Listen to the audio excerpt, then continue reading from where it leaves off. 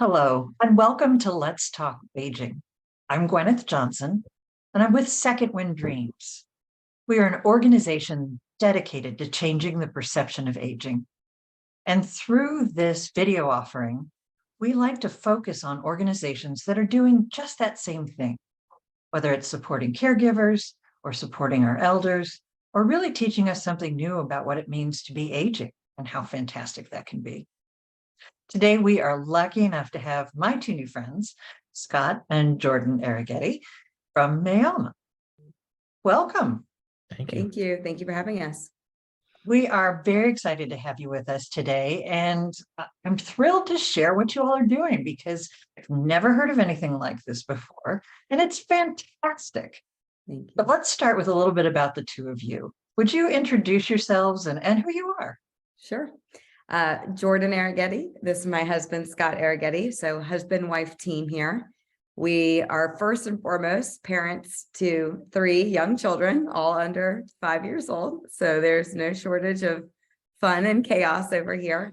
But we are based here in Atlanta, Georgia. We both have backgrounds in startups and technology, and very passionate about how we can support grievers in our community. Excellent. Well, can you tell us a little bit more about Mi Alma and how you all came to develop this? Yeah. So Mi Alma is a solution that we've been working on for a very long time. Our belief is that grief is a universal part of the human experience, and the tools available to grievers are generally, in our mind, kind of outdated and a little bit insufficient, a little antiquated. So we think that there's room for what we call a centralized support service to exist that bridges some of the disconnect between grievers and supporters that want to help them. So Mi Alma is this experience where we want to really allow families to have this community-wide repository of content.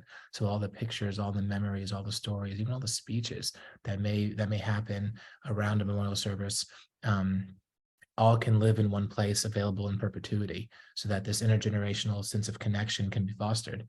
And as well as what we call a registry, which provides clear direction and really kind of makes it easy for anyone that wants to be supportive to a family that is about to or is experiencing loss, which is directing funds or food or volunteering time and energy. I think that there's room in the market for this experience to be built that can really do a lot of good.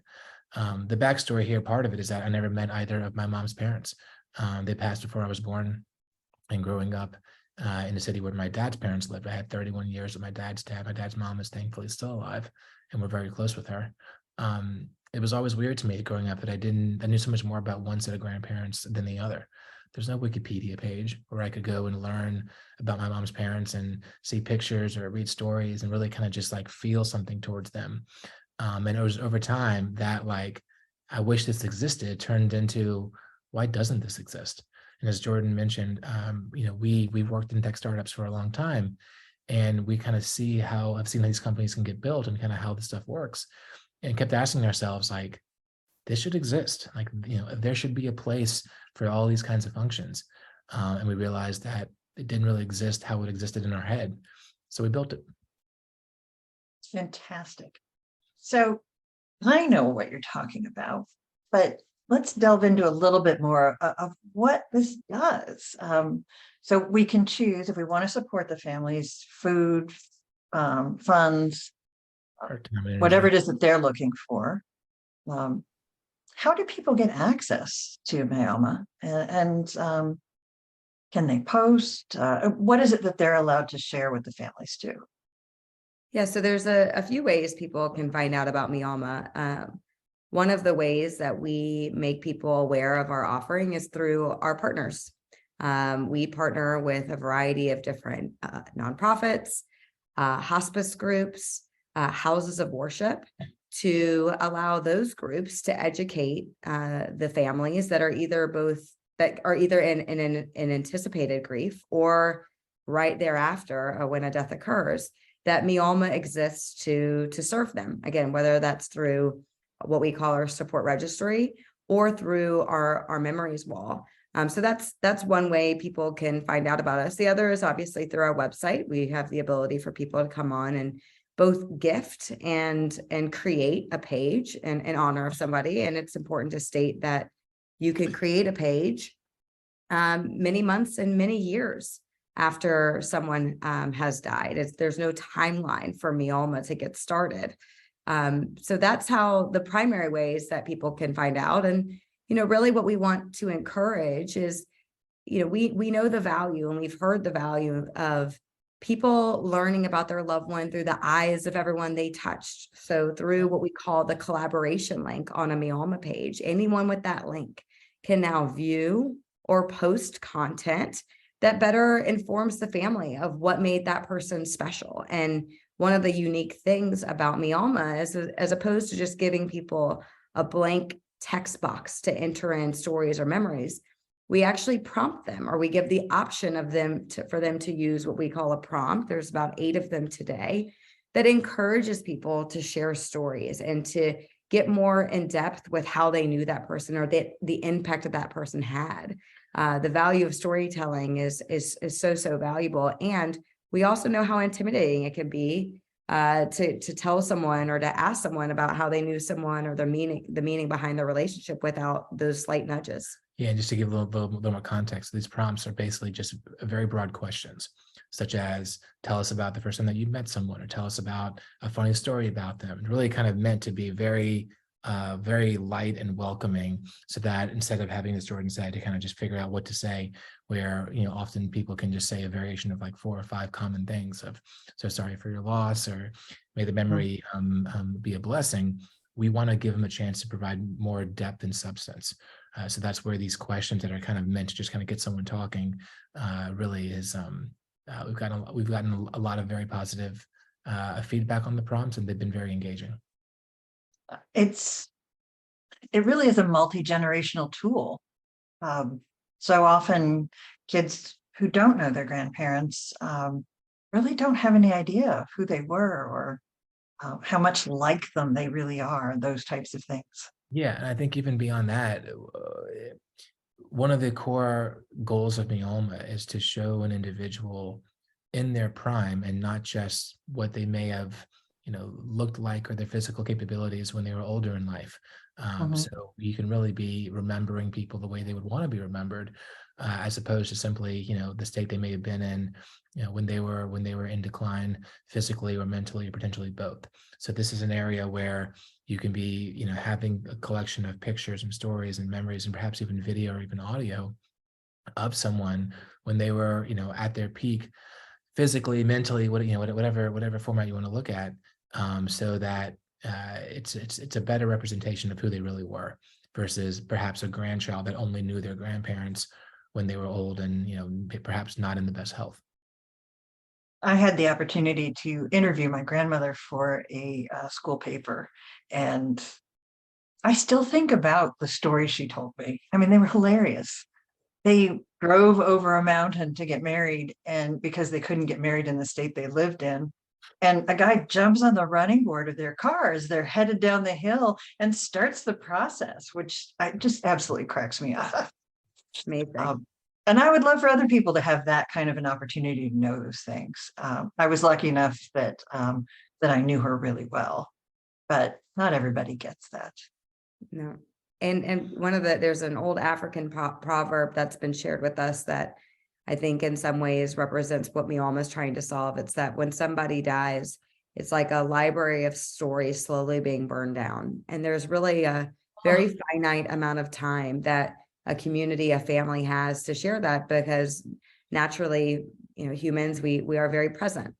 So we want to help that family, both from their own point of view and from the community's point of view, collect that, because that is so valuable as time goes on. And there's so many things, you only know your grandmother or your parents through the perspective of a child or a grandchild, but to learn about your loved one through someone else's perspective, through a neighbor, a classmate, can a be so colleague. meaningful. Yeah. it's hard to think about your family members, particularly your senior family members, as full human beings, other than the role they play in your life. Certainly. Anything else that you would like to tell us about how you all came to this, this website, this product, this offering? Yeah, I would say the other catalyst for us, we were already building Mi Alma. And about 2 years ago, my grandfather, Big Pop is what we called him, he was in hospice.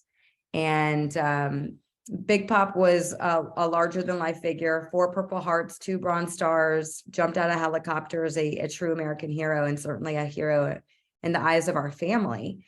And in that process of watching him pass, especially those last 2 weeks, and seeing him just kind of sadly just wilt in front of us, it really shined a light on what anticipated grief feels like, and how there's so much emotion and so much energy to do something and to feel like you're doing something to honor them and celebrate them. And to Scott's earlier point, to celebrate them in their prime, because I know that that's not the way he would have wanted to be remembered. And so in that process of losing him, frankly, it really kind of, it gave us greater clarity on the power of this, and how to go to market with it, how to find the right partners, how to message this, so that we could create the most value and the most impact for the family, both in that moment and for longevity. Yeah, as Jordan alluded to, in that time period, it was a very hard time for everyone in the family. And we think if Mi Alma page could have existed, even in that phase before he passed, to give the family a bit of a distraction from the painful reality that was in front of them, and something to do, a sense of purpose, that now, instead of having to look at what they're looking at, they can begin to collect these pictures and stories and memories and put them on a page, and to be able to kind of have that be what's in their head, and also to kind of begin building this page, so that when he passed and the link is shared with the community, now friends of Jordan's can go learn about him. It can turn into almost like a form of a Wikipedia page. So in the absence of that, all of Jordan's friends and colleagues wanted to be incredibly supportive. They were reaching out, saying what everyone currently says: "I'm so sorry for you. How are you?" But if the page had existed where they could go learn about him and read about him, and really kind of understand and just know kind of the bravery that he was, and just know more of his story, of him in his prime, then they would be in a position to be so much more supportive to Jordan, to be able to say things like, "Wow, that's so amazing that one time in the Korean War where he did blah blah blah blah blah," or that one time when he did ABC. That's incredible. You must be so proud of him. Like, thank you for his service, which would have been more meaningful for her. So that's where we talk about Mi Alma being the place to support grievers. That's kind of the ways that we are part of the ways that we hope that really becomes more realized as time goes on. It's amazing. It's an honoring service, which I don't know of many that are out there. But it's also an education piece, and continuing the oral tradition that we've lost quite a bit of here. Storytelling piece. Yeah. Storytelling. Yeah, that's such an important piece. And that's part of why I work in aging services, because I love their stories. Yeah. So you mentioned that people can donate. So they can donate a page, or organizations can donate pages. Is that correct? Yeah. So the way our model works, there is a cost to a page. It's $100 for a page, and it's a one-time cost. It isn't a monthly or annual recurring charge. And it's important to us that any family that wants to build a Mi Alma page, whether the person that they're building it for is either about to pass away, has recently passed, or passed away many years ago, that they get that page regardless of their capacity to pay for it directly. So if someone wants a page but can't afford it, or needs assistance, we have a community fund of prepaid pages that they can pull from. So we have groups of funders and groups of distributors. So there is like a pay it forward model. There is almost like a network of gifted pages. So we have individuals and organizations that have stepped up to provide prepaid pages for those that need it, and also individuals that have donated or given pages to distributor contacts to make available to families. So that's where we're partnering with hospice facilities, with different houses of worship, with certain other nonprofits, because these are the organizations that have the relationships with families that are either about to be or are in grief. So that's where, part of our approach from a business perspective, there is always obviously going to be a B2C component to this, but we're also doing it kind of in part B2B2C, where we want to work with these partners to make pages available, whether the distributor partner purchases them and gives them to their families, or if they just take prepaid pages from the community fund and make available to families. The most important thing for us is that the families that want this service have access to it. And we have different ways of how they can get it. How'd I do? This is such a kind offering too. I'm thrilled with what you guys do. I may be making a page myself here soon. We didn't have one when my father passed away, so it would be lovely to be able to do that for him now. We would welcome all of your insights and feedback and how we can. Thank you very much. You all are delightful to work with. Thank you. Are there any resources or anything about Mi Alma that you all would like to share with our listeners?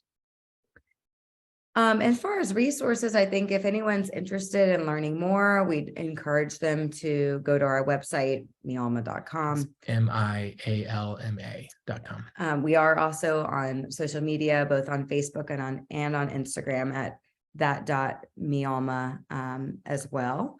And then as far as other resources, we do encourage, if there are partners that are potential partners that are interested, we have a partners page that makes it very easy to sign up to get to have a conversation with one of us or somebody on our team, so we can talk about the ways that we can engage with their families or patients or residents, however they talk about kind of their community, so that we can be in a position to help right away. I mean, the reality about death and dying and grief is that it's universal and it happens every day.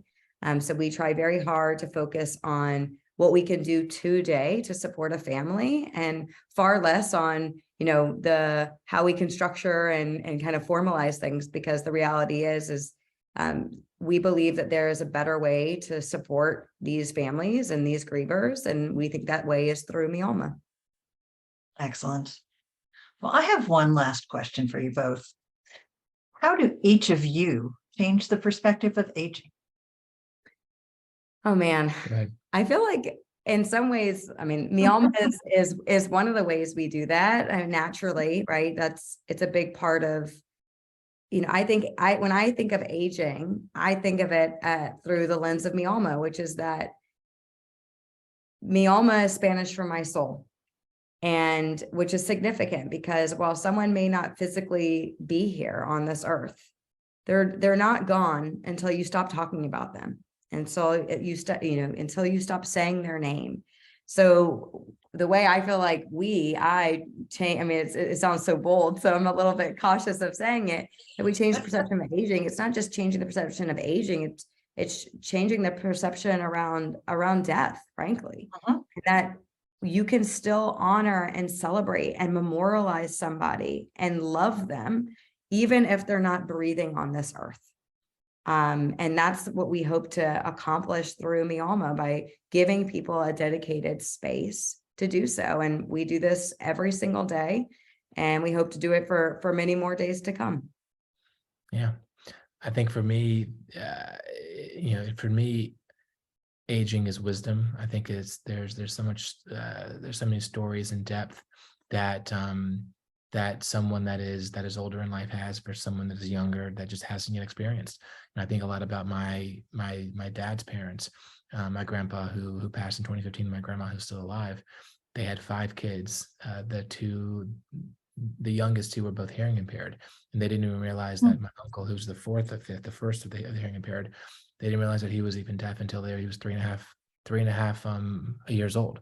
So now Jordan and I have 3 young kids, and there's been many times I'm gone to my grandma and said, like, how did you do this? How did you, I don't understand how you made this work as an only child that had 5 kids, 2 of which were special needs back in the 60s, when the resources available weren't nearly what they are now.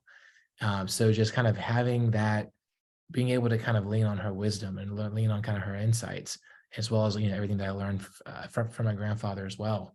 I don't look at aging as certainly as a negative or anything remotely negative. It's more so that there's such wisdom, and there's such insights into, how to live a more complete life, how to live a more a fulfilling life, and just kind of how to choose to be happy. So yeah, this experience has been it's been very fun. It's been very joyful because we get to learn about a whole lot of people, whether they're related to us or not. And through someone's Mi Alma page, it does turn into this way that like you kind of get to know them. And there's been a lot of people that I've seen pages built for that, I didn't meet while they were still living, but I kind of feel like I know them now.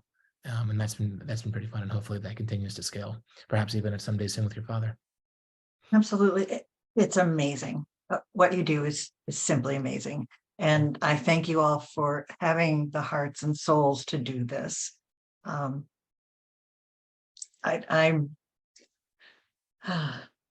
blown away by it on a regular basis. And we've had the opportunity to talk a number of times, and my team was as well. We all love what you're doing. Thank you. Appreciate that. So thank you all for being with us. We will have at the end of the presentation here, contact information, the website, so that you can get in touch with Mi Alma. And I want to thank you both, Jordan and Scott. Thank you for being here. Thank you so much. We appreciate it. It was an absolute pleasure. And I'd like to thank our listeners as well. Thank you for tuning in to Let's Talk Aging. And as you have a minute, please check out our website. It's secondwind.org. And our partner page that is in development will soon have Jordan and Scott on that as well, with their website and this video with that. So we look forward to talking with you in the future. Thank you.